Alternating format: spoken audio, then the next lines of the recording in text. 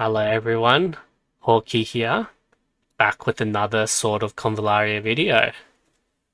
And today we'll go through, should you play Sword of Convallaria in September 2024?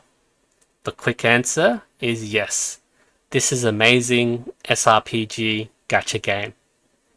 If you really love tactics games like Final Fantasy Tactics, Fire Emblem, Tactics Ogre, and these pixel art RPG games, this is an amazing game for you. So like those games, you use various different skills, equipment, and you move on a grid tile-based system. You can use these different tactics, which are global skills, to affect both the map, yourself, or your enemies. And secondly, this is a hard tactical game. So you don't reach the point where you're too OP that you're able to auto all the content. So unlike say Final Fantasy Tactics Advance, I remember you can use ninjas with dual wield, you just outspeed all the enemies, you have multiple turns, and you can just pretty much auto through the map. In Sword of Convallaria, however, you'll need to understand the different mechanics, different tactics, and really strategize to beat the stage. So although you see me autoing this stage, but when it reaches harder content, boss fights, I really need to manual the stage, look at the different tactics and skills the enemy has, and really strategize around it. And don't worry, if you can't beat the stage, you're not alone.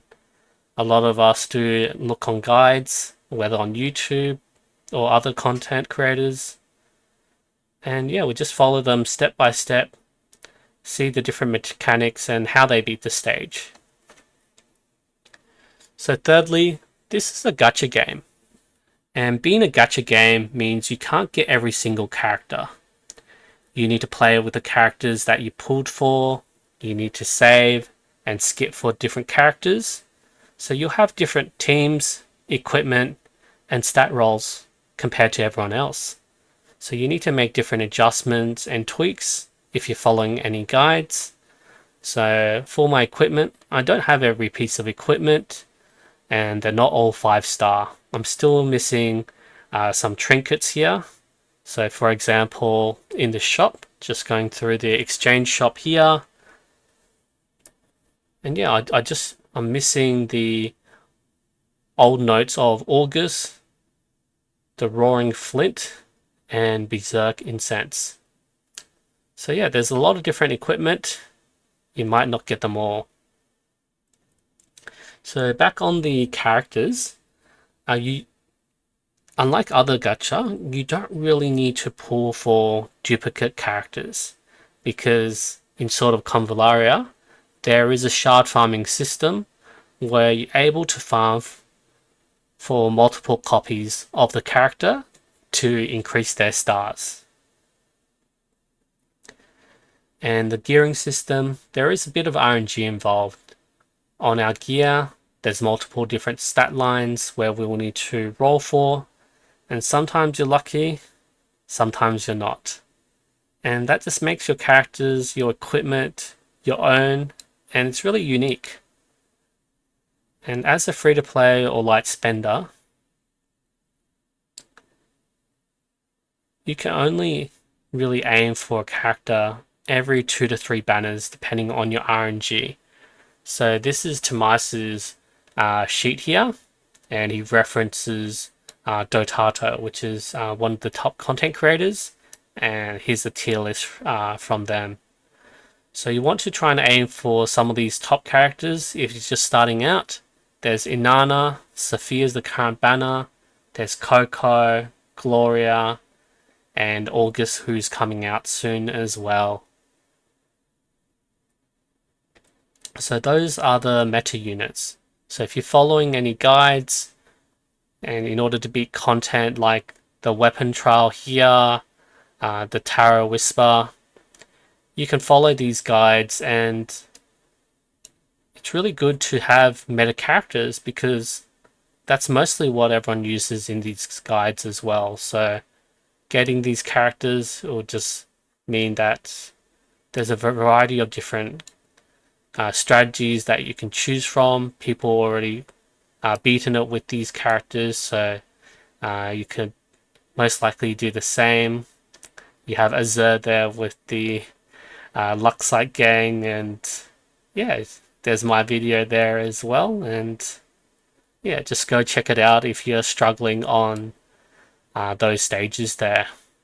You do want to try and beat the weapon trials early so you can farm for legendary gear.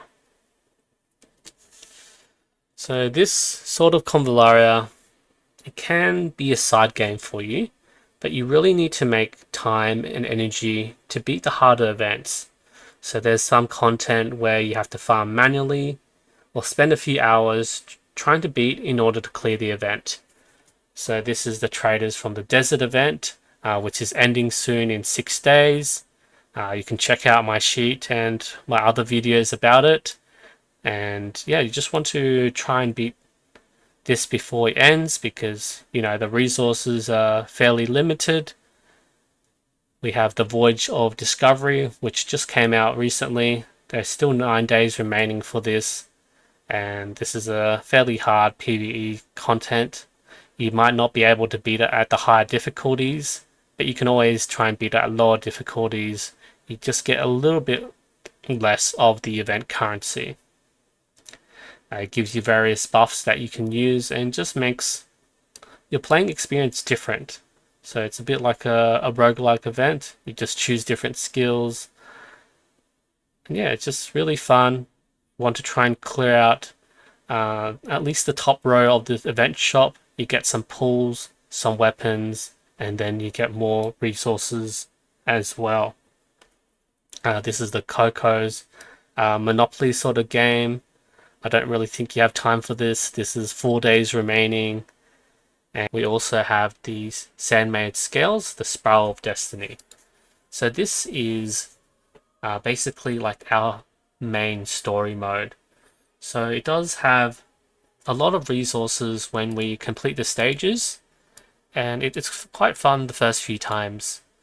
Like you go really in depth into the story, you experience different mechanics, and you sort of build up a like in this roguelike mode, you sort of just build up your own different characters, but they don't carry over to your main game.